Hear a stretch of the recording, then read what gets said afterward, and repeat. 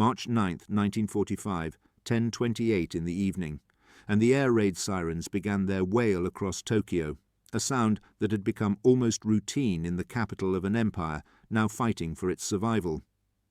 In the Shitamachi district, the low-lying working-class neighborhoods that pressed against the waters of the Sumida River, families who had been preparing for sleep now reached for the emergency backpacks they kept beside their pillows, a ritual practiced so many times it had become mechanical, almost thoughtless. The temperature had dropped sharply that night, and winds gusted through the narrow streets at speeds approaching 30 miles per hour, rattling the wooden walls of homes built so close together a person could reach from one window and nearly touch the next. In a house in Ryusen, Taito Ward, a young boy named Shireshi, watched as his mother, a woman described as tough-minded and quick on her feet, began organizing their family of 7 into 4 separate groups, a decision that would prove to be the difference between extinction and survival.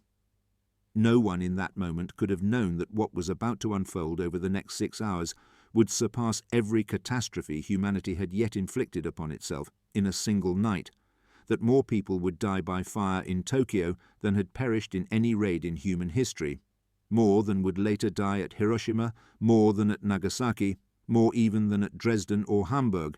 and that this night would be remembered not as an aberration, but as the template, the blueprint, for a new kind of warfare that erased the distinction between soldier and civilian, between factory and home, between strategic target and human being. The story of how this moment came to be begins not in Tokyo, but thousands of miles away, in the minds of men who had grown frustrated with failure, who had watched their carefully laid plans dissolve in the clouds and jet streams above Japan, and who had come to believe that only through fire could victory be achieved. Curtis LeMay, a 38-year-old major general with a face that seemed carved from granite and a reputation for ruthlessness that preceded him wherever he went, had arrived in the Mariana Islands in January 1945 to take command of the 21 Bomber Command, inheriting a strategic bombing campaign that was, by every measurable standard, failing.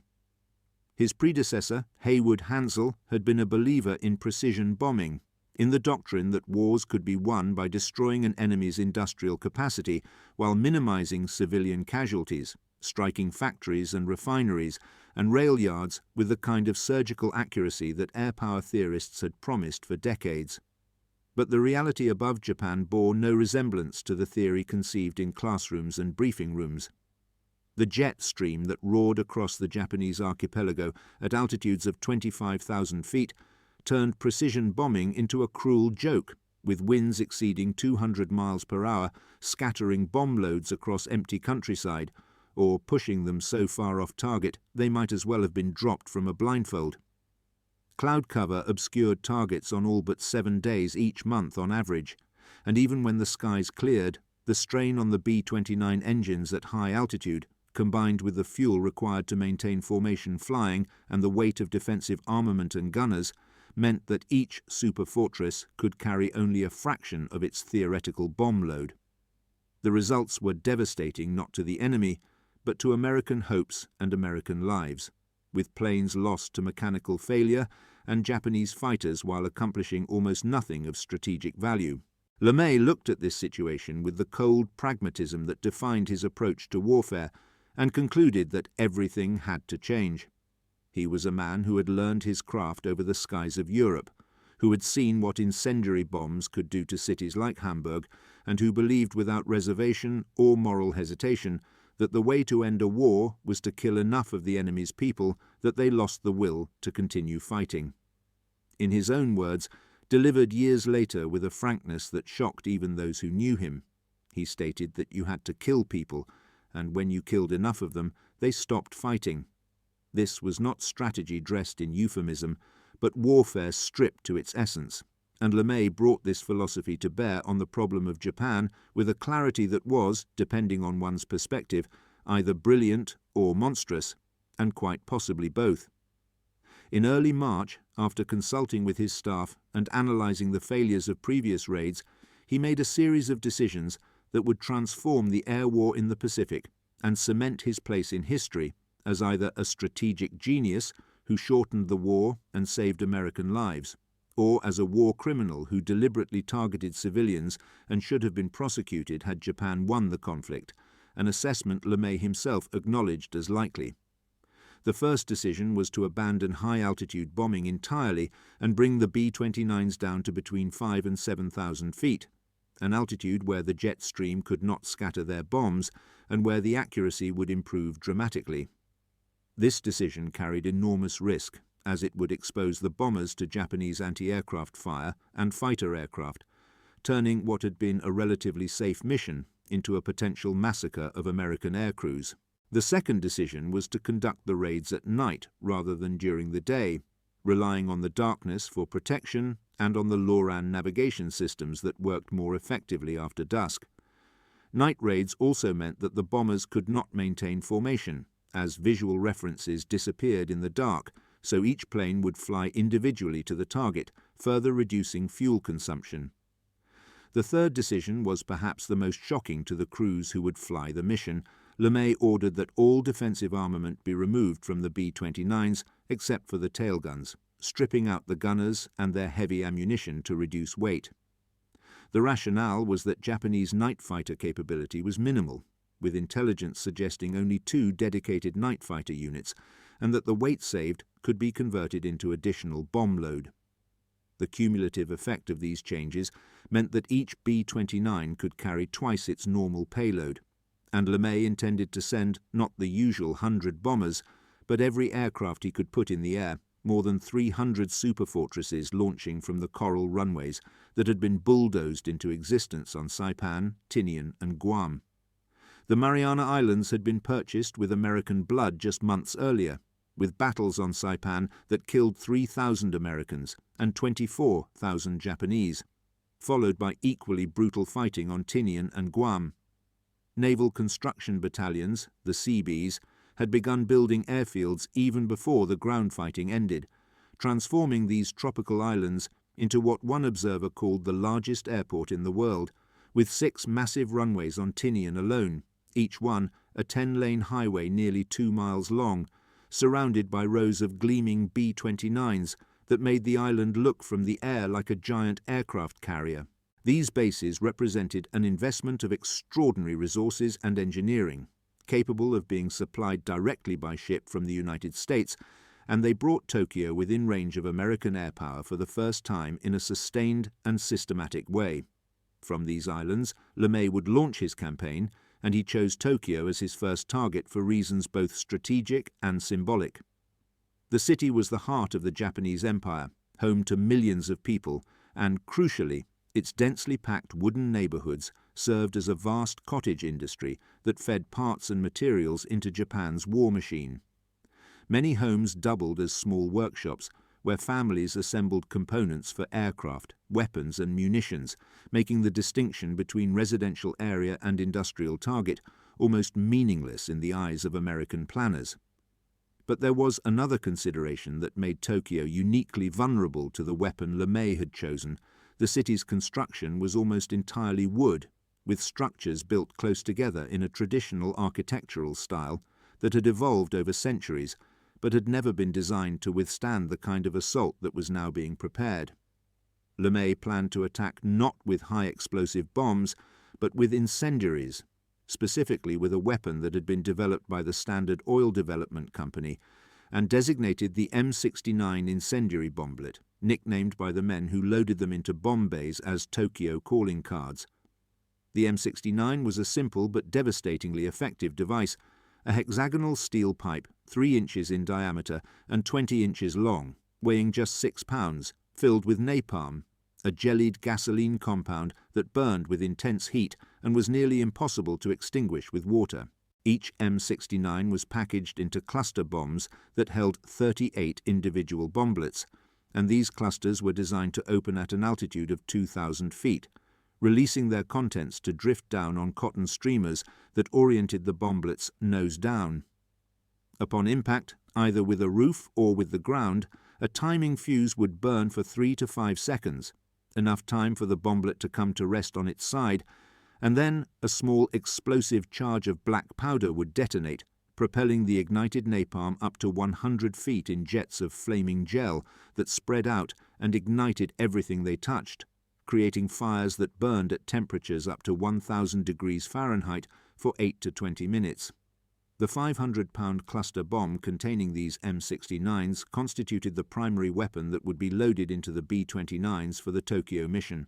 and each superfortress, stripped of its defensive armament and gunners, could carry 40 such clusters in its bomb bay, meaning that a single B-29 could deliver more than 1,500 individual fire-starting bomblets across a target area. Multiply that by 300 aircraft, and the mathematics became clear. LeMay was planning to drop hundreds of thousands of incendiary devices onto a city built almost entirely of wood and paper, on a night when high winds would fan the flames and spread fire from building to building with terrifying speed. The plan called for Pathfinder aircraft to arrive first, flying over the target from opposite directions and dropping their loads in a large X pattern centered on the Shitamachi district, the working-class neighborhoods near the docks in the Koto and Chuo wards along the Sumida River. This burning X would serve as an aiming point for the follow-on aircraft, which would simply target the flames and add their own incendiaries to the conflagration, creating a concentration of fire so intense that it would overwhelm any firefighting capability the Japanese possessed. The Japanese were not entirely unprepared for air raids, though nothing could have truly prepared them for what was coming. The government had distributed pamphlets to every household in Japanese cities, documents with titles like Companion to Air Defense that outlined what was expected of citizens during an attack. The instructions were both detailed and chilling, advising people to store water in bathtubs and buckets, to keep sand and dirt and straw mats ready for fighting fires, and to change into special air raid clothing the moment sirens sounded. The entire philosophy of Japanese civil defense rested on the assumption that fires could be fought by individual citizens, that neighborhoods could protect themselves through discipline and preparation, and that the imperial capital would be defended by its people rather than by military forces alone. The responsibility was placed squarely on civilians, with pamphlets declaring that even if enemy planes showered neighborhoods with incendiaries before warning sirens could sound, fire prevention remained each person's duty, and that throwing away their lives, citizens would protect their areas. Tokyo had even held an air defense slogan competition in 1943, with the winning entry reading, "Diligently protect the sky under which the Emperor lives," a sentiment that captured both the devotion and the impossible burden placed on ordinary people. But all the buckets of water and straw mats in Tokyo would prove useless against what LeMay was sending, and on March 9th, as the sun set over the Mariana Islands and crews began their pre-flight rituals, the scale of the operation became clear. 334 B-29 superfortresses were scheduled to take off from the three island bases, though ultimately 325 would successfully launch. Each aircraft was loaded to capacity with incendiary cluster bombs, carrying more than 6 tons of fire-starting munitions, and as they lifted off into the tropical night and turned north toward Japan, the air crews felt a mix of apprehension and grim determination. Many of them were uneasy about the removal of defensive guns, feeling naked and vulnerable without the weapons that had given them at least the illusion of protection on previous missions. Some questioned the morality of what they were being asked to do, understanding that the target was not a factory or a military installation, but a residential area where civilians, including women and children, would die by the thousands. One crew member would later reflect that they hated what they were doing, that they knew they were going to kill a lot of innocent people, but that in the context of total war, with American lives at stake, and with the memory of Pearl Harbor still raw, such considerations were pushed aside in favor of the mission. The flight to Tokyo took approximately 6 hours, with aircraft navigating individually through the darkness, guided by their instruments and by the stars visible through breaks in the cloud cover below them. As they approached the Japanese coast and began their descent to bombing altitude, some crews reported seeing searchlights probing the sky and occasional bursts of anti-aircraft fire, but the Japanese defenses, oriented toward high-altitude daylight raids, seemed confused and ineffective against the low-level night attack. The Pathfinder aircraft reached Tokyo first, arriving over the city shortly after midnight on March 10th, and they executed their mission exactly as planned, dropping their incendiary loads in the designated X pattern over the Shitamachi district. Within minutes, fires began to bloom in the darkness below, small at first, but growing rapidly as the napalm did its work, igniting the wooden structures and spreading from building to building. The follow-on bombers, arriving in waves over the next 2 hours, could see the fires from more than 100 miles away, a glow on the horizon that grew brighter as they approached, and once over the target, they simply aimed for the flames and released their bombs into the growing inferno. On the ground, the experience was apocalyptic. The young boy Shiraishi and his sister, sent north by their mother in one of 4 groups into which the family had been divided, ran through streets that were rapidly filling with smoke and fleeing crowds. The bombs fell in waves, the distinctive whistling sound followed by impacts, and then, seconds later, by eruptions of fire that seemed to come from nowhere and everywhere simultaneously. Streetcars burned with passengers trapped inside, unable to escape before the flames consumed them. The Minowa tram depot, which Shiraishi and his sister reached in their flight, became a temporary refuge until bombs struck its roof, forcing them back into the streets and toward the open space near the Sumida River, where a sewage treatment plant offered a field large enough that the flames could not easily reach. Throughout the city, similar scenes played out as people fled toward any open space they could find, toward parks and rivers and canals, only to discover that fire moved faster than they could run, that it jumped streets and created walls of flame that cut off escape routes and left thousands trapped in pockets of destruction from which there was no exit. The wind, already strong when the raid began, intensified as the fires grew, creating a phenomenon that meteorologists and physicists would later analyze in detail. The intense heat generated by thousands of individual fires coalescing into a general conflagration created powerful updrafts that drew in air from all directions, and these winds, combined with the natural gusts already present that night, reached speeds that approached those of a hurricane. The official classification stopped short of calling it a true firestorm, the term used to describe what had happened in Hamburg and Dresden, but only because the pre-existing wind patterns prevented the formation of the perfectly circular fire vortex that defined a firestorm. In practical terms, the distinction was meaningless to those on the ground, where winds exceeded 50 miles per hour in some areas and carried embers that ignited new fires blocks away from the main conflagration, creating a cascade effect that made firefighting impossible. The Tokyo Fire Department, equipped with hand pumps and buckets and designed to combat individual building fires or small neighborhood blazes, was overwhelmed within the first 2 hours of the raid. Fire trucks could not reach affected areas because streets were blocked by debris and fleeing civilians. Water pressure failed as mains broke under the heat, and firefighters who attempted to combat the flames found themselves fighting for their own survival as the fires grew beyond anything they had trained for or imagined.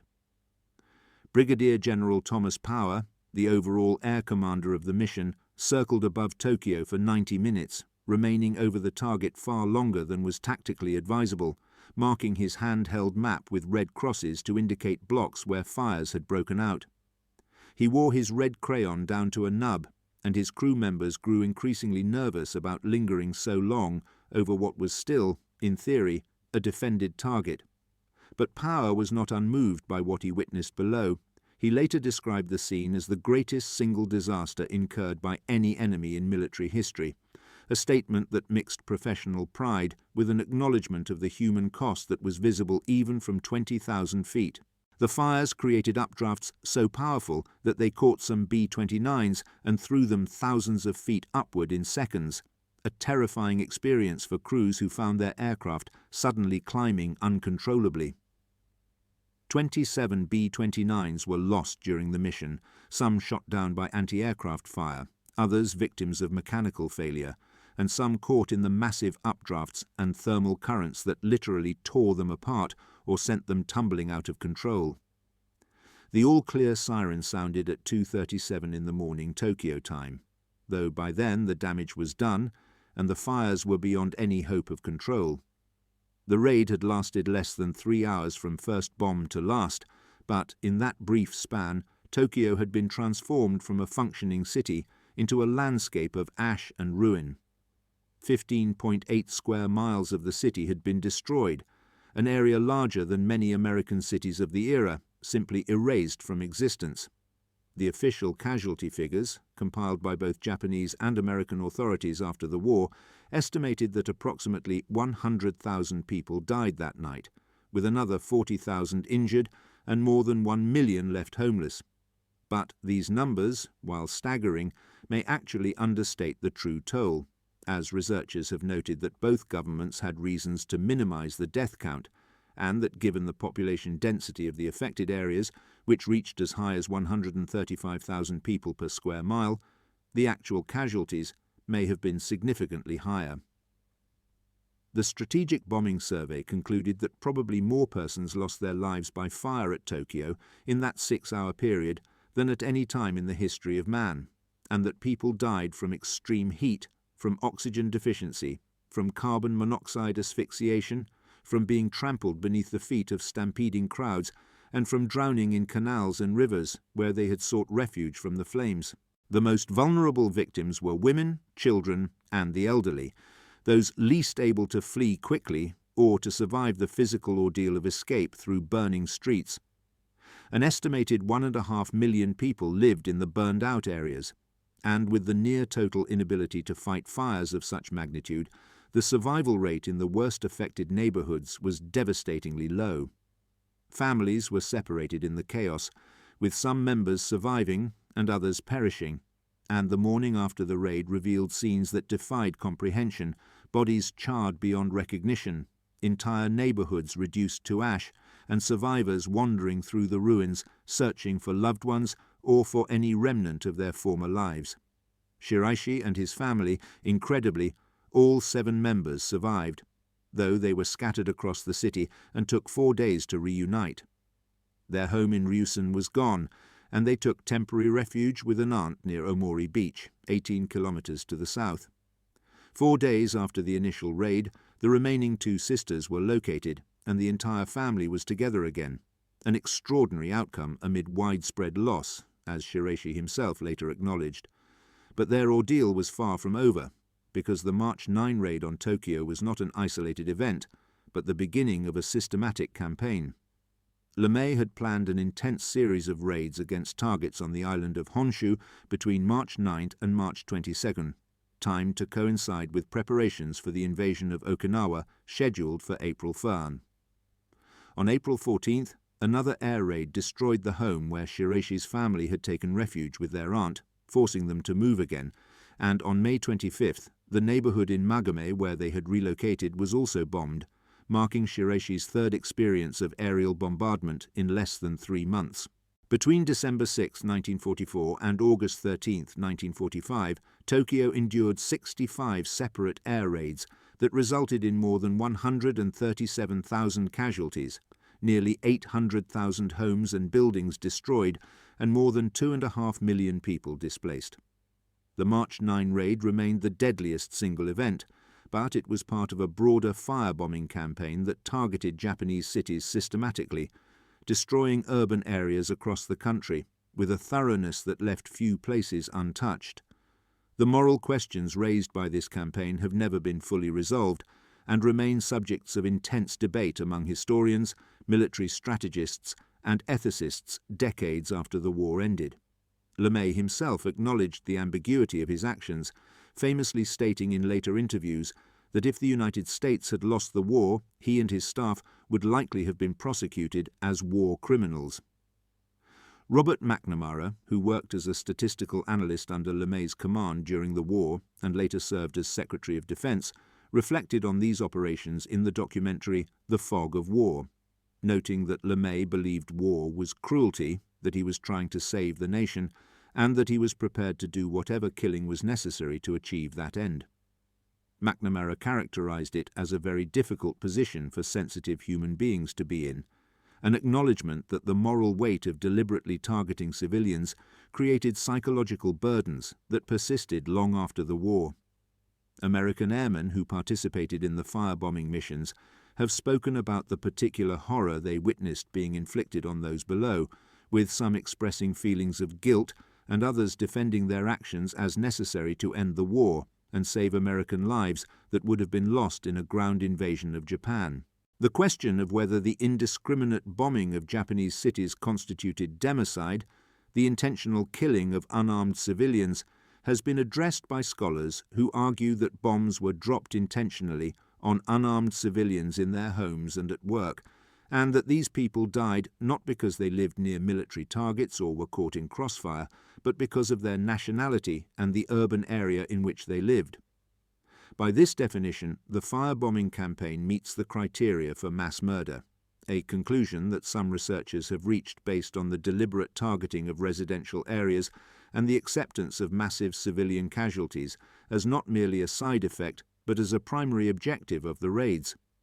The cottage industry argument that Japanese homes doubled as small factories and were therefore legitimate military targets has been criticized as a post hoc rationalization that fails to account for the intentional selection of densely populated residential districts rather than actual industrial facilities. LeMay's own statements make clear that the deaths of women and children were not accidental but anticipated, that he knew what would happen when incendiary bombs were dropped on wooden cities, and that he judged such actions necessary to achieve strategic objectives. Defenders of the firebombing campaign argue that it must be understood within the context of total war, where the distinctions that might apply in limited conflicts become meaningless. By 1945, Japan and the United States had been locked in a brutal conflict for more than 3 years, a war that Japan had initiated with a surprise attack on Pearl Harbor and had prosecuted with a level of ferocity that included systematic atrocities against prisoners of war and civilian populations throughout Asia. The Japanese military's refusal to surrender despite facing certain defeat, the mass civilian suicides witnessed on Saipan, where thousands of Japanese civilians jumped from cliffs rather than accept American occupation, and the evidence of preparations for a fanatical defense of the home islands all suggested that ending the war would require breaking Japan's will to continue fighting. From this perspective, the firebombing campaign was a strategic necessity that shortened the war and saved lives on both sides by making the alternative, a ground invasion of Japan, unnecessary. The planned invasion, Operation Downfall, was projected to cost hundreds of thousands of American casualties and potentially millions of Japanese deaths, making the bombing campaign, however horrific, a lesser evil when measured against that alternative. But this utilitarian calculus depends on assumptions about what would have happened had the bombing not occurred, assumptions that can never be proven or disproven because history followed the path it did. What is beyond dispute is the effectiveness of the campaign in achieving its immediate objective of destroying Japanese cities and industrial capacity. The March 9 raid on Tokyo was followed by similar attacks on Nagoya, Osaka, Kobe, and dozens of other cities, with B-29s dropping incendiary bombs on urban areas across Japan in a systematic campaign that continued until the atomic bombs were dropped on Hiroshima and Nagasaki in August. The total destruction inflicted by the firebombing campaign dwarfed even the atomic attacks, with the March 9 Tokyo raid alone causing more deaths than either Hiroshima or Nagasaki, and the combined casualties from all the firebombing raids exceeding the atomic bomb deaths many times over. Yet in popular memory and in historical consciousness, the atomic bombs have overshadowed the firebombing campaign, becoming the primary symbol of strategic bombing in World War II, while the burning of Tokyo remains relatively unknown outside Japan. This disparity in remembrance reflects several factors, including the novelty and technological significance of atomic weapons, the clear moment of historical rupture they represented, and perhaps a reluctance to confront the full scale of civilian casualties inflicted through conventional means. The firebombing of Hamburg killed more people than the bombing of Dresden, and the firebombing of Tokyo killed more people than either Hiroshima or Nagasaki. Yet Dresden, Hiroshima, and Nagasaki have become rallying points for discussions of Allied atrocities, while Hamburg and Tokyo are less frequently mentioned. In Japan itself, The memory of the March 9 raid is preserved through memorials and annual commemorations, most notably at Yokohamicho Park in Tokyo, where a memorial hall and columbarium hold the ashes of 105,000 victims of the American bombing of Tokyo, combined with 58,000 victims of the Great Kanto earthquake of 1923. Every year on March 10th, survivors and their descendants gather at this site to remember those who died, in a ceremony that parallels the more widely known commemorations at Hiroshima and Nagasaki. The physical reconstruction of Tokyo after the war was a monumental undertaking that transformed the city from ruins into a modern metropolis. The process followed a pattern that would be seen in other devastated Japanese cities, with emergency response and restoration in the immediate aftermath, followed by medium-term recovery focused on restoring infrastructure and basic services, and finally long-term reconstruction that included comprehensive urban planning. The national government created budgets for restoration, prioritizing key sectors first and expanding gradually, while local governments worked on city planning in accordance with national principles. Tokyo successfully advocated for special budgetary treatment, pieced together funding from various sources, and took a staged approach that focused on critical services before moving to wider urban development. The reconstruction offered an opportunity to modernize the city, to widen streets, to introduce fire-resistant construction materials, and to create green spaces and improved infrastructure. For survivors like Shiraishi, who was only a child during the bombings, the post-war period represented a gradual emergence from devastation, a story of resilience and reinvention as the city grew from ashes into one of the world's great megacities. But beneath the modern cityscape, the memory of March 9, 1945 persists, carried by survivors who witnessed the firestorm and passed their stories to subsequent generations. The emotional and psychological impact of that night extends far beyond the immediate casualties, affecting families who lost members, communities that were erased,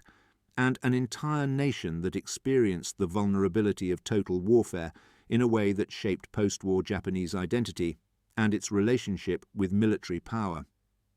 The debates about whether the firebombing was necessary, whether it was justified, and whether it constituted a war crime continue to this day without resolution, in part because they touch on fundamental questions about the nature of war itself and the limits, if any, that should constrain the use of force even when fighting an enemy that shows no mercy.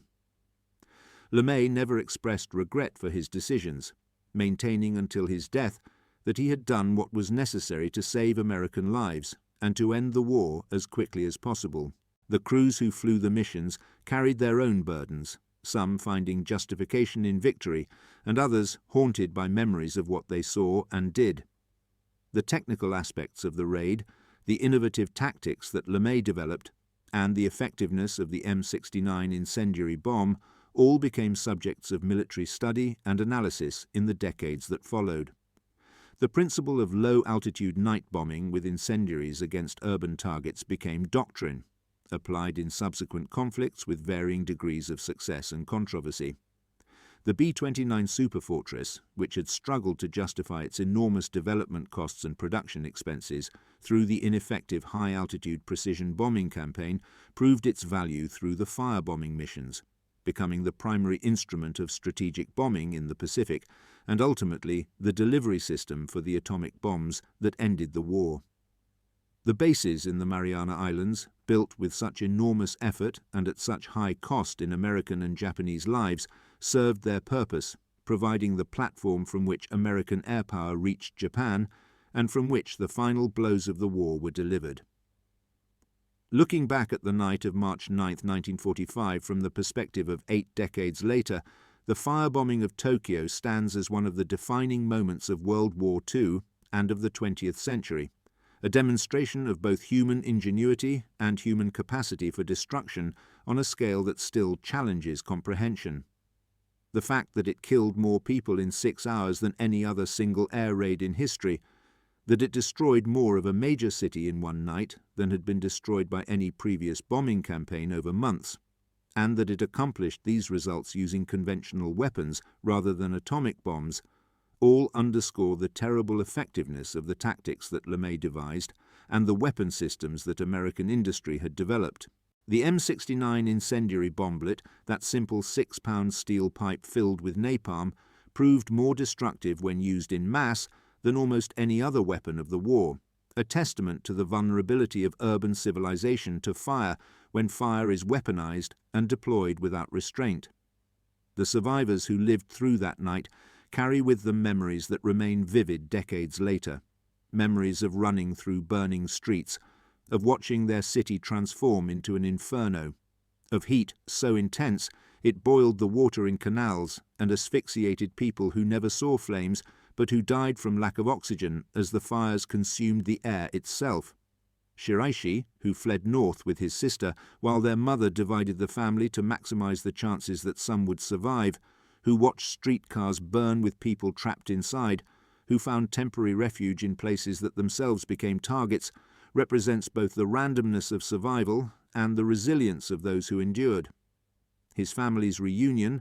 all 7 members found alive after being scattered across a burning city, stands as an almost miraculous outcome amid losses that touched virtually every family in the affected districts. The fact that they survived 3 separate bombing raids over the course of 3 months illustrates the sustained nature of the campaign and the impossibility of finding true safety anywhere in Tokyo as the war continued. The crews who flew that mission, who lifted off from coral runways in the Mariana Islands and flew 6 hours through darkness to drop their bombs on a city most of them had never seen, experienced their own form of trauma, watching from above as fires spread across 15 square miles, feeling their aircraft buffeted by updrafts from the heat below, and knowing that each cluster of incendiaries they released would start dozens of fires that would kill people who had no ability to defend themselves and no way to strike back. Some of these men later spoke of hating what they were doing even as they did it, of understanding that they were participating in something that blurred every moral line and that violated every principle they had been taught about the honor of military service and the distinction between combatants and civilians. Others compartmentalized the experience, focusing on the mission objectives and on their own survival, trusting that the decisions about targets and tactics were being made by people with access to information and strategic perspectives that individual crew members lacked. The fact that they returned to their bases after the mission, that they celebrated the raid as a success, and that they flew similar missions against other Japanese cities in the weeks and months that followed, demonstrates the capacity of human beings to normalize even the most extreme actions when those actions are sanctioned by authority and framed as military necessity. Curtis LeMay, the architect of the campaign, remained a controversial figure throughout his life, admired by some as a strategic genius who understood that wars are won not through half measures, but through the application of overwhelming force, and condemned by others as a war criminal who deliberately targeted civilians and who should have been held accountable for his actions. His own statements about the raids, delivered with a bluntness that seemed to court controversy, suggested a man who felt no need to justify his decisions because he believed they were self-evidently correct within the context of total war. His comment that if the United States had lost the war, he would have been prosecuted as a war criminal was not an expression of guilt, but rather an observation about the nature of victors' justice and the fact that legality and morality in warfare are determined by who wins. LeMay went on to have a distinguished career in the U.S. Air Force, becoming Chief of Staff and a primary architect of Cold War nuclear strategy, bringing to that role the same uncompromising approach that had characterized his command in the Pacific. His legacy remains divided, with military historians generally praising his strategic acumen and his contribution to winning the war, while critics point to the Tokyo firebombing and subsequent raids as evidence of a willingness to commit atrocities in pursuit of military objectives. The broader implications of the Tokyo firebombing extend beyond the immediate casualties and destruction to questions about the evolution of warfare and the erosion of restraints that once limited the targeting of civilian populations. The progression from the relatively limited bombing of military and industrial targets in the early years of World War II to the comprehensive area bombing of cities by the war's end represented a fundamental shift in how warfare was conceptualized and conducted. The firebombing campaign against Japan, following the earlier area bombing campaigns against Germany, established precedents that would shape military strategy in subsequent conflicts from Korea to Vietnam to Iraq, normalizing the idea that civilian infrastructure and civilian morale were legitimate targets, and that minimizing civilian casualties, while perhaps desirable, was not a requirement that should constrain military operations. The technological capabilities that enabled the Tokyo raid, the long-range bomber, the incendiary weapon, the ability to deliver overwhelming force against urban targets from the air, all became permanent features of modern warfare, refined and expanded, but never fundamentally challenged as instruments of national policy.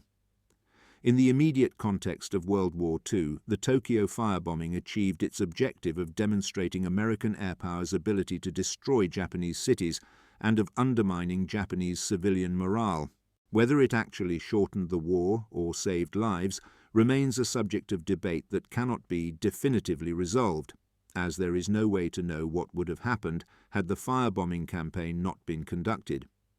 What is clear is that by August 1945, when the atomic bombs were dropped on Hiroshima and Nagasaki, the people of Japan had already experienced months of sustained bombing that had killed hundreds of thousands and destroyed much of the country's urban infrastructure.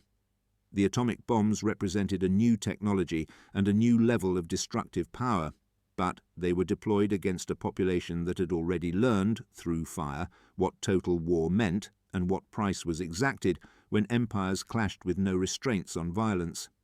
The Japanese surrender, when it finally came, was motivated by multiple factors, including the atomic bombs, the Soviet entry into the war against Japan, the destruction of the Navy and merchant marine, and the collapse of industrial production. But the firebombing campaign had already demonstrated that Japan could not defend its cities, and that continued resistance would result in the systematic destruction of every major urban area in the country. For Tokyo itself, the night of March 9, 1945 became a dividing line in the city's history, separating everything that came before from everything that followed. The pre-war city, with its traditional wooden architecture and its densely packed neighborhoods, was erased in a single night, replaced first by ash and ruins, and later by a modern metropolis built according to different principles and different aesthetics. The survivors who witnessed the transformation carried within them both the memory of what was lost and the determination to rebuild, creating a narrative of resilience that became central to Japanese national identity in the post-war period. The fact that Tokyo rose from the ashes to become one of the world's great cities, a center of commerce and culture and innovation, stands as a testament to human capacity for recovery and renewal. But it does not erase the tragedy of that night or the questions it raises about the choices that were made and the prices that were paid. Standing now in Yokohamicho Park, where the ashes of 105,000 bombing victims rest in a memorial hall that also commemorates the dead of the Great Kanto earthquake, one confronts the weight of human loss on a scale that defies individual comprehension. Each name, each number represents a person who had hopes and fears, who was connected to others through bonds of family and friendship, and whose death left voids that could never be filled. Multiply that by 100,000, and the mathematics become abstract. The mind retreats from comprehension, and what remains is only the knowledge that something irreplaceable was destroyed in pursuit of objectives that seemed, to those who made the decisions, necessary and justified. The annual ceremonies held on March 10th serve as reminders that even as time passes and direct memory fades, the obligation to remember persists, not as an exercise in assigning blame or in refighting old wars, but as an acknowledgement of what happened and a recognition that the choices made in wartime carry moral weight that extends beyond the immediate context. The night of March 9, 1945 began with a young boy in a house in Ryusen, listening to air raid sirens that had become routine, watching his mother organize the family into groups with a pragmatism born of necessity, preparing for another raid that would be, everyone assumed, like the previous raids, frightening but survivable. Within hours, that assumption would be shattered, the city would be transformed into an inferno, and 100,000 people would die in ways that ranged from instantaneous incineration to slow suffocation to drowning in water that offered no escape from flames that surrounded it. The bombers that delivered this destruction flew away into the darkness, returning to their bases in the Mariana Islands, where crews would be debriefed, where mission planners would analyze the results, and where LeMay would plan the next raid against the next city.